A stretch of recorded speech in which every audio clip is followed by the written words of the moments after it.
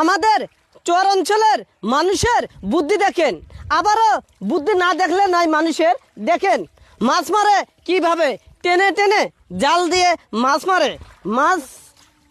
মাছ নাই, এই যে টেংনা, গুলশা, পুটি, খই, মই, যা ইত্যাদি ইত্যাদি মাছের অভাব নাই। এই যে মাছ দেখেন, এই যে ব্যাগে, এই যে ক্যামেরা, এই যে ট্যাংরা উঠছে, ট্যাংরা কই ট্যাংরা উঠছে। অনেক মাছ এখানে মারা হয়।